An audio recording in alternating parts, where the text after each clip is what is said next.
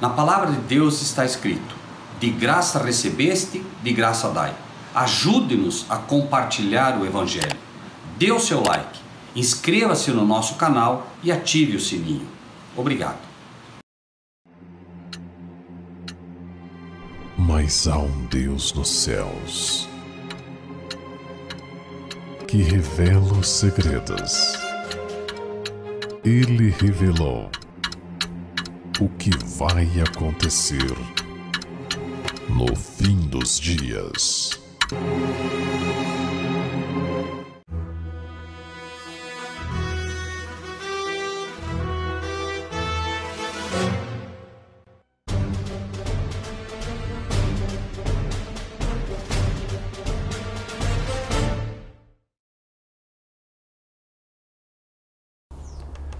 Pérolas escondidas, de perseguidor a discípulo.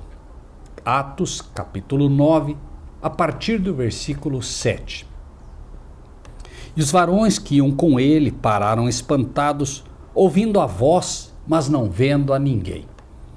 É uma realidade que quando você é um mundano, quando você é uma pessoa do mundo comum, uma criatura de Deus, mas não exatamente um filho de Deus, antes que ocorra a conversão, você é incapaz de ver o reino de Deus. Da mesma maneira aqui, eles ouvem a voz, os que estão com Saulo, mas não conseguem ver ninguém. É dado aos discípulos de Cristo vê-lo, ainda que este vê-lo seja com os olhos da fé. Isso é um fato que se percebe inclusive na época do batismo de Jesus. Ali, quando Deus diz: eis o meu filho amado em quem me comprazo, eles ouviram a voz, mas não entenderam nada. Pensaram que era um trovão. Da mesma maneira aqui, desde o princípio, quando Adão peca e se esconde de Deus, porque não pode mais vê-lo, e depois lá no Sinai, quando é dito: Moisés, fala tu conosco e te ouviremos, e não fale Deus conosco para que não morramos, a partir daquele momento e a partir do pecado que mais se insinua na vida da humanidade nos dias de hoje, as pessoas são incapazes de ver e ouvir a voz de Deus. É um fato que muitas pessoas, inclusive que se dizem cristãs, abrem a Bíblia e não a entendem. Por quê?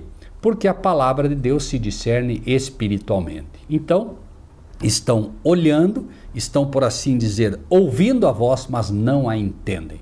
A palavra de Deus se discerne espiritualmente. E é preciso, primeiro, que você seja uma pessoa espiritual, então, para poder entendê-la. E foi o que ocorreu ali, né? Eles não só não podiam ver a Jesus, que Paulo ali estava vendo, como também não entendiam o que estava sendo dito. Lembre-se sempre, Apocalipse 1, né? Revelação de Jesus Cristo. É Jesus Cristo quem revela a palavra de Deus a nós.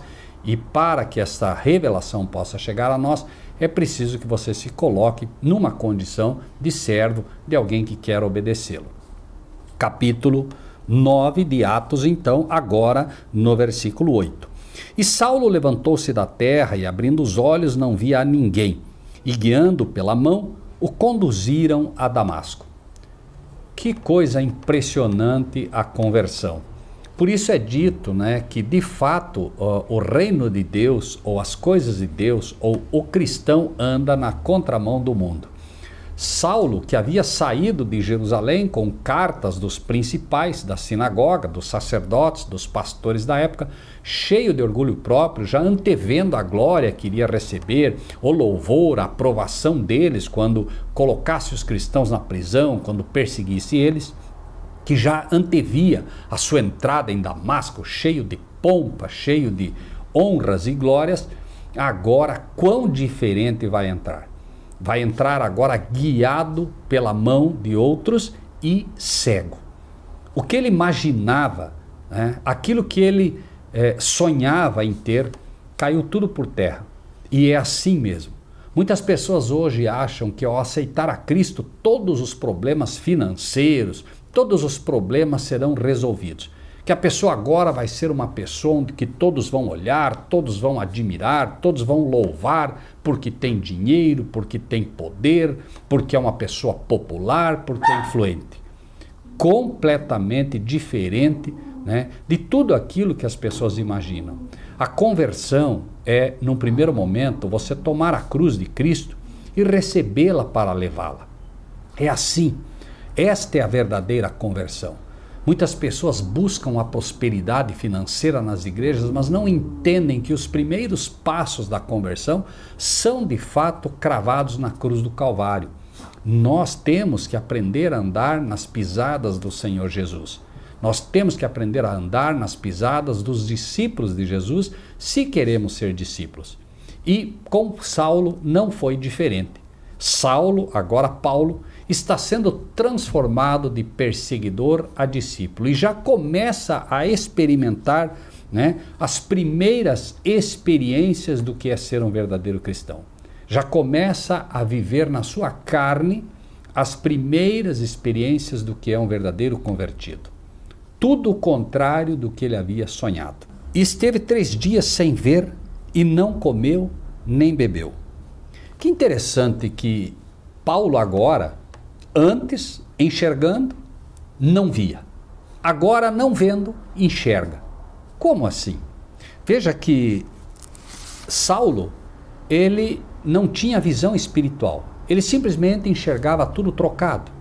Aquilo que ele deveria ver, que era o reino de Deus, aquilo que ele deveria reconhecer como sendo os discípulos de Cristo, ele não os reconhecia. E aqueles que não eram os discípulos de Cristo, que eram os pastores, os sacerdotes da época, ele os reconhecia como tal.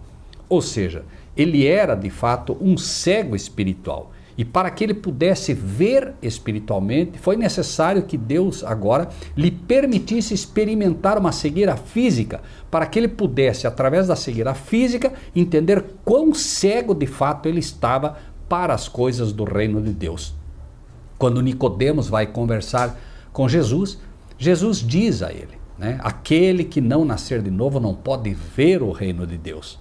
E é um fato. Aquele que não nasce de novo, ainda que esteja com os olhos abertos, tudo que consegue ver é o mundo físico. Não consegue ver um reino celestial preparado, não consegue ver as coisas que estão preparadas, né, para os verdadeiros filhos e servos de Deus. Saulo viu agora que ao perseguir os seguidores de Jesus, em realidade tinha estado a fazer a obra do inimigo, de Satanás. Viu que suas convicções do direito e de seu próprio dever tinham estado grandemente baseadas em sua implícita confiança nos sacerdotes e nos príncipes. Tinha crido neles quando lhe afirmaram que a história da ressurreição de Cristo fora um artifício forjado pelos discípulos. Agora que o próprio Jesus se revelara, Saulo estava convencido da verdade das reivindicações feitas pelos discípulos. Lembre-se que quando Jesus morreu, os fariseus disseram o seguinte: olha, quando os soldados chegaram contando a história de que Jesus havia ressuscitado, os fariseus disseram o seguinte: olha, digam que os discípulos vieram de noite e roubaram o corpo de Jesus. E esse dito ficou até hoje, como diz, né, lá em Mateus, no capítulo 28. É curioso que essa história Saulo acreditou. Então Saulo acreditava que os discípulos haviam roubado o corpo de Jesus e que Jesus não havia sido ressuscitado, que tudo aquilo era uma mentira. E quantos hoje preferem acreditar nas palavras de falsos pastores, nas palavras de pessoas que se dizem ministros de Deus e não são? E são enganados, né? Aquele mesmo engano daquela época que hoje é perpetuado por muitos judeus, né, não deixa de ser diferente em outros aspectos para outras pessoas. Muitas pessoas não creem que Jesus ressuscitou, nem têm ideia do que seja a ressurreição de Cristo e por isso, obviamente, não creem também na ressurreição, como os saduceus da época que não criam na ressurreição. Sigamos o nosso estudo, né, agora a partir do versículo 10. E havia em Damasco um certo discípulo chamado Ananias, e disse-lhe o Senhor em visão: Ananias. E ele respondeu: Eis-me aqui, Senhor. É curioso, o texto diz: havia um certo Ananias. Quando você quer dizer, falar sobre alguma pessoa que não é muito conhecida, esse é o termo usado. Olha, tem lá um certo João. Ah, tem lá um certo Paulo.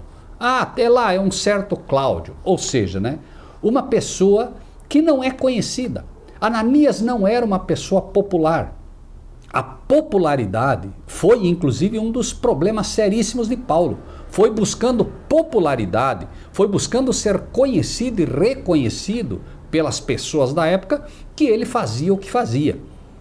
E ele teve que agora entrar, como disse, em Damasco, como uma pessoa desconhecida, cega inclusive, guiado pela mão. Aquele que queria levar amarrado e preso os outros, entra agora praticamente como se fosse amarrado, dependente de outras pessoas, porque completamente cego. E, sem dúvida nenhuma, a popularidade que ele buscava é que o cegava também para isso. Quantas pessoas hoje cegam os seus olhos buscando popularidade? Quantas pessoas sacrificam o direito, a honra e a dignidade buscando popularidade? Veja, por exemplo, a área política. Quanta corrupção, quanto problema, tudo por busca de votos e popularidade, ser reconhecidas. Quantas pessoas se expõem na internet buscando popularidade? Tudo vale, tudo absolutamente vale. A pessoa passa pelo ridículo para poder ter alguns likes, para poder ter os aplausos do mundo. A popularidade tem sido, sem dúvida, um dos grandes trunfos na mão do inimigo. Mas Ananias era um certo homem, um certo Ananias. Ou seja, os verdadeiros servos de Deus são pessoas que não buscam popularidade. São pessoas que, como João Batista, se vestem de maneira extremamente simples e não concordam com as modas do mundo. O botãozinho de baixo do paletó que tem que ficar aberto e um só fechado, isso não diz nada para um verdadeiro cristão. O verdadeiro cristão não liga para a moda, porque ele sabe que a moda é apenas para quem busca popularidade e para quem vira um escravo da exata moda de Satanás. O cristão anda de fato na contramão do mundo. É assim. E particularmente, eu vejo como diariamente as pessoas se expõem. Quem foi que disse em algum momento que você deve andar com um paletó fechado apenas um botão? O que isso quer dizer? Certamente nós encontraremos que essas modas são feitas por pessoas completamente alheias à vontade de Deus. E você pode dizer, isso é muito inocente, isso não tem nada a ver. Tem tudo a ver. Porque é assim que as pessoas se escravizam e passam a ser todas com uma mesma personalidade. É uma cópia um do outro. E você, através desta escravidão da moda, se sujeita aos ditames dela. Dê uma olhada na internet. Veja as modas que estão surgindo. As calças para os jovens caindo.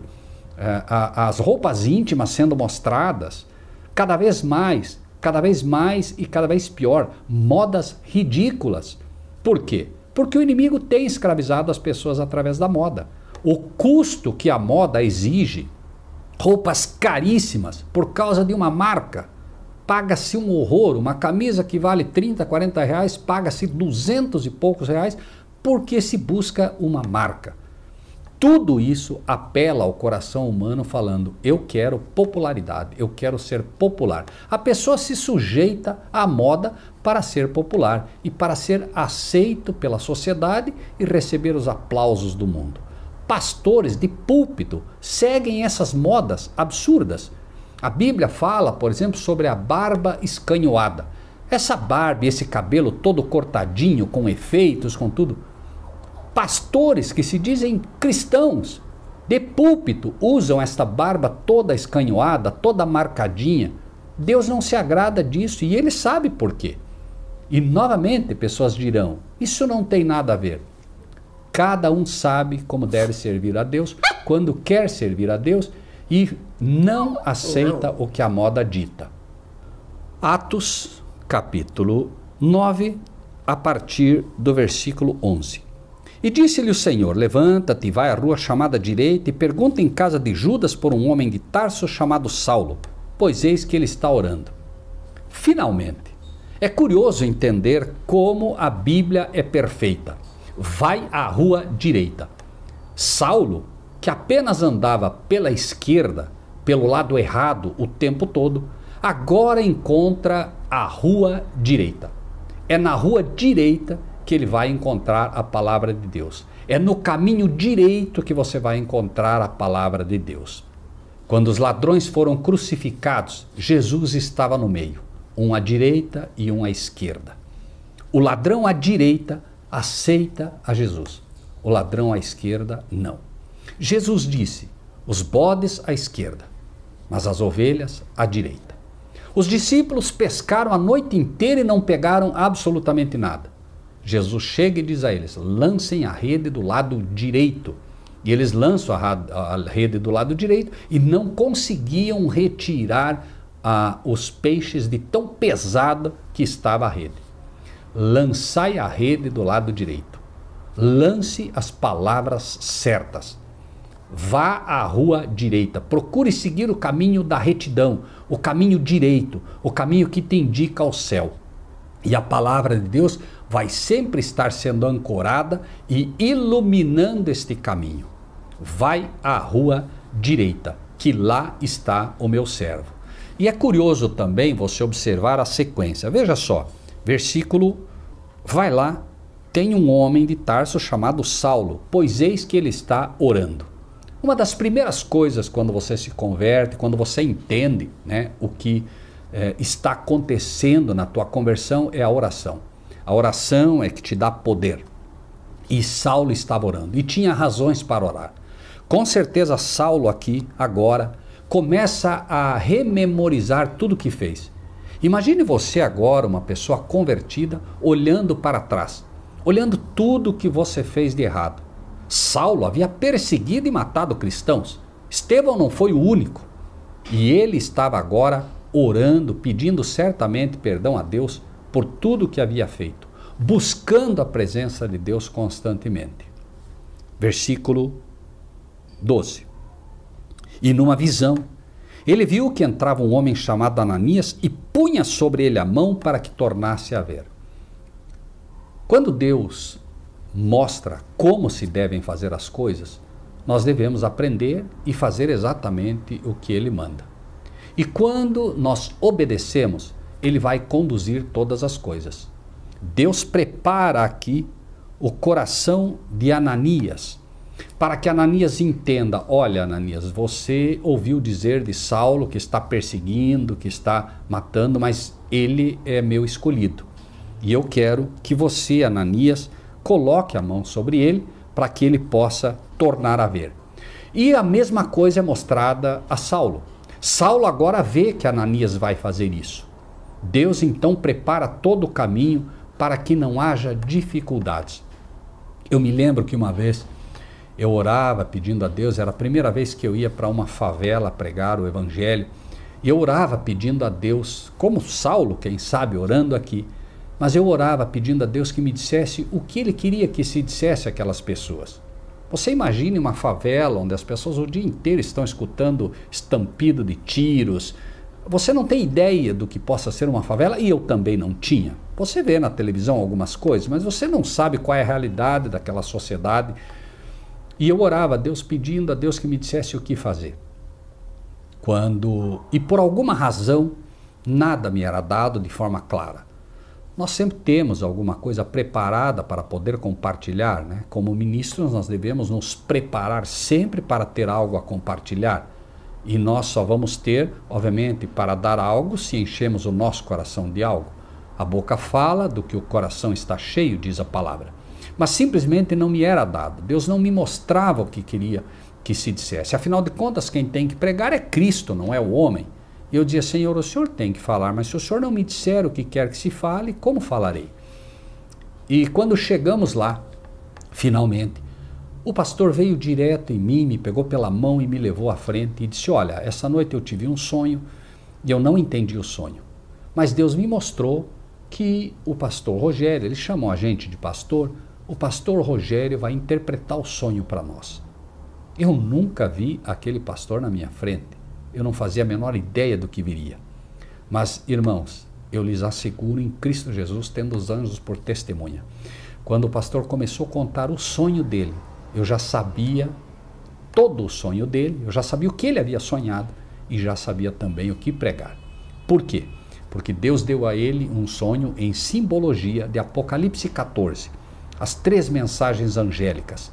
E ele ali pôde ver, através de estrelas, como aquelas 3 mensagens, né, viriam até a sua igreja.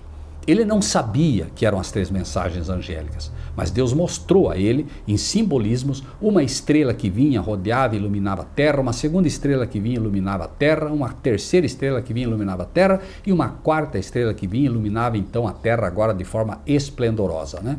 A luz do 4º anjo que ilumina a terra com a sua glória. Eu sabia exatamente o que pregar. Deus estava preparando o caminho, preparando o coração dele, preparando o coração da igreja para que não discutisse sobre a mensagem, e ele sabia exatamente agora que a mensagem vinha do céu. Por quê? Porque Deus lhe deu o sonho, lhe mostrou que nós a interpretaríamos pela graça e poder de Deus, e assim a igreja não tinha desculpas diante de Deus para rejeitar as 3 mensagens angélicas. É assim que Deus trabalha. Ele prepara todos os corações. Os anjos vão na frente, preparando tudo para que o mensageiro possa, se fiel à palavra de Deus, ter aceitação. Como os bereanos, né, que ouviam de bom grado a palavra e iam ver se as coisas eram de fato assim. Mas sigamos nosso estudo, né, a partir do versículo 13 agora. E respondeu Ananias: Senhor, de muitos ouvi acerca deste homem, quantos males tem feito aos teus santos em Jerusalém. E aqui tem poder dos principais dos sacerdotes para prender a todos os que invocam o teu nome. É um fato que Deus vai preparar os caminhos. É um fato que ele faz isso. Ele prepara um coração aqui e um coração ali. Mas todos aqueles, e por favor, ouçam o que diz a palavra de Deus. Todos aqueles que hoje estão violentando sua consciência como Saulo, todos aqueles que estão dentro de igrejas vendo irmãos sendo excluídos de forma inocente e maldosa, todos aqueles que estão olhando tudo que acontece de errado dentro das igrejas e estão calados, covardemente calados, porque não têm coragem de repreender o pecado, porque não têm coragem de chamar o pecado pelo seu nome. Todos estes, sem exceção, todos estes que perseguem os cristãos, que falam mal dos irmãos que hoje fazem parte de movimentos leigos e que foram expulsos de suas igrejas por falar a verdade. Todos estes que hoje acusam esses irmãos de desigrejados, de dissidentes e de outros nomes que nem vale a pena aqui citar, todos estes, por favor, tenham em mente a experiência de Saulo. Por quê? Porque chegará o momento que muitos que saíram do meio de nós, quem dera muitos que saíram de nós, ou poucos, Deus o sabe, resolverão voltar, mas olharão para trás e verão o rastro de destruição que deixaram. E olharão para trás e terão dificuldades, porque sabem o que fizeram. E no coração de muitos leigos surgirá exatamente a dúvida de Ananias: Senhor, esses homens falavam mal de nós, esses homens nos expulsaram das igrejas, esses homens nos perseguiram. E haverá muita dificuldade no coração dessas pessoas para aceitar que agora essas pessoas estão de fato convertidas, esses líderes estão de fato convertidos e são pastores que querem realmente agora servir a Deus. Será difícil para aceitá-los, porque esses membros agora desses ministérios leigos que foram tão machucados por eles, olharão para trás e dirão: Senhor, eles estavam nos perseguindo. Só o poder de Deus para poder agora limpar o coração daqueles que machucaram e dos que foram machucados, para que com arrependimento sincero possam aqueles que foram machucados aceitar aqueles que eram outrora seus inimigos e ao mesmo tempo aqueles que eram inimigos poder se converter de fato em discípulos de Jesus, de perseguidores a discípulos. Deus espera realmente que estes muitos Saulos de fato escolham passar a ser Paulos, de perseguidores a discípulos de fato de Jesus. Versículo 14.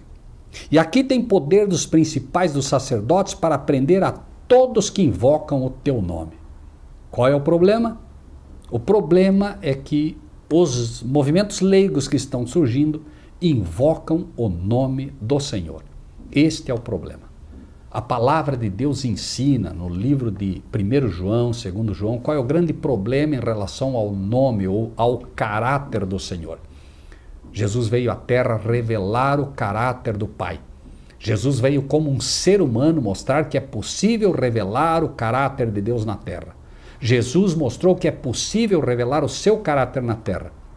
Mas esses homens, contrários ao Evangelho, dizem: não, o ser humano vai ser pecador até o fim. O ser humano não pode deixar de pecar.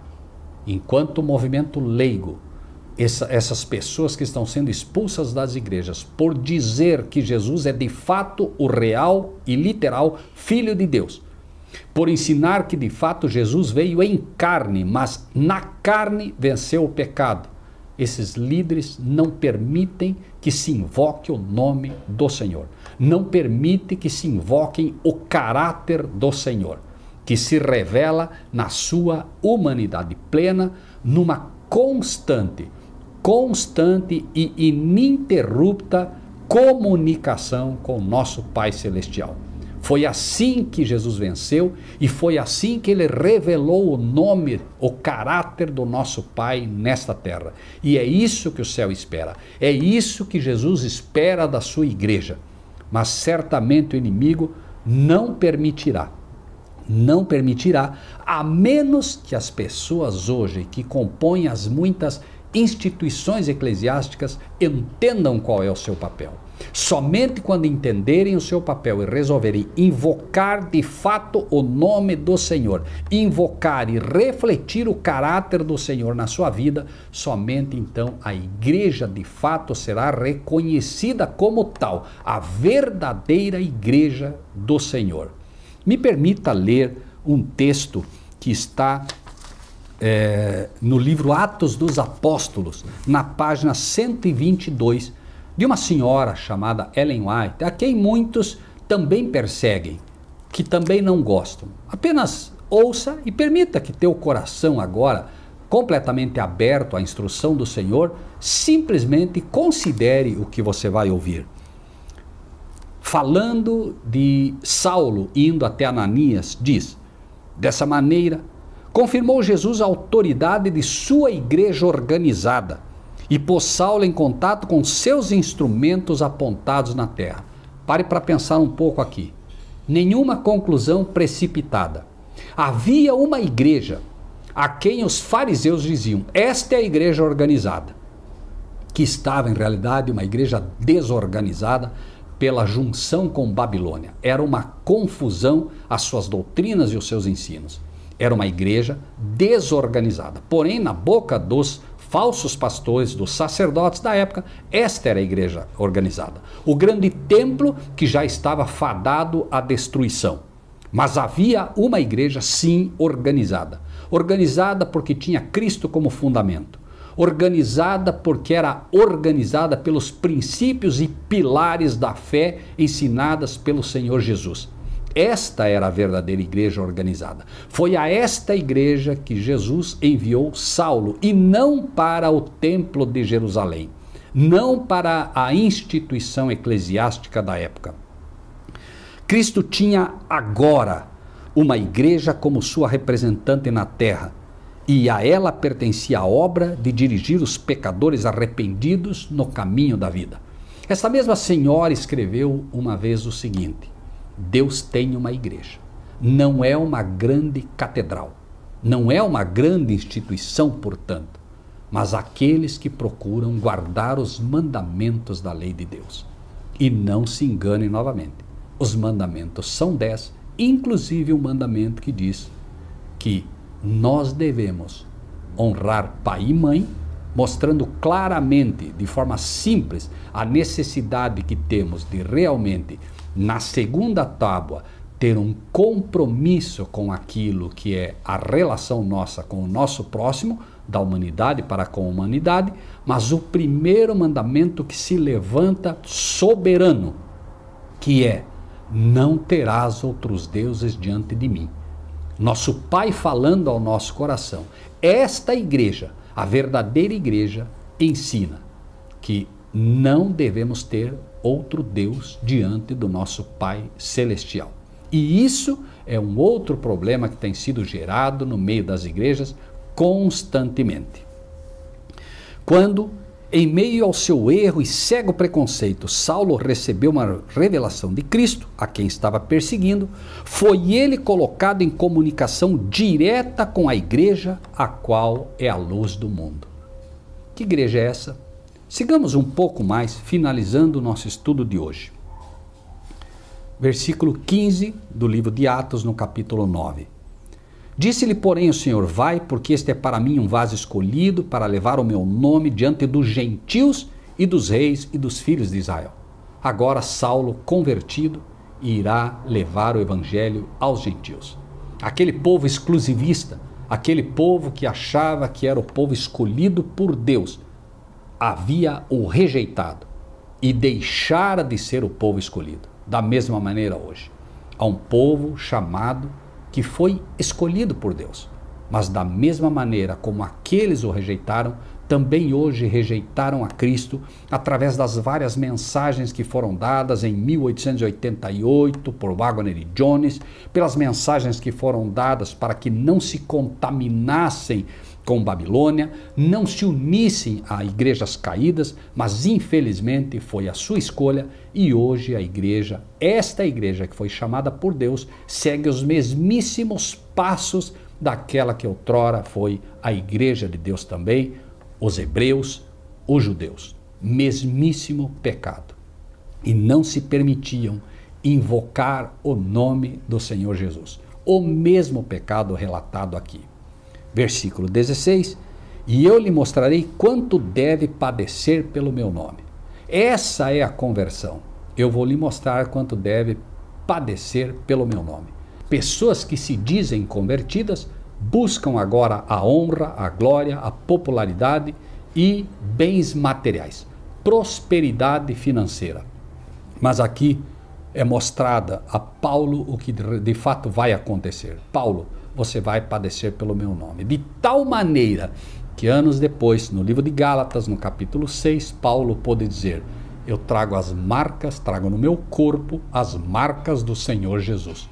Todo aquele que escolher servir a Jesus, de uma maneira ou de outra, trará no corpo as marcas do Senhor Jesus. Se essas marcas não forem físicas, elas serão certamente marcas espirituais. A marca de pessoas que foram estigmatizadas, que foram xingadas, que foram a todo momento perseguidas e caluniadas. De uma maneira ou de outra, o inimigo irá se levantar contra você quando você escolher, como Paulo, deixar de ser um perseguidor para ser um discípulo verdadeiro de Cristo.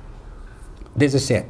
E Ananias foi, entrou na casa, impondo-lhe as mãos, disse, irmão Saulo, o Senhor Jesus, que te apareceu no caminho por onde vinhas, me enviou para que tornes a ver e sejas cheios do Espírito Santo. Que impressionante. Paulo, cego, conseguia ver. Saulo, não cego, não conseguia ver.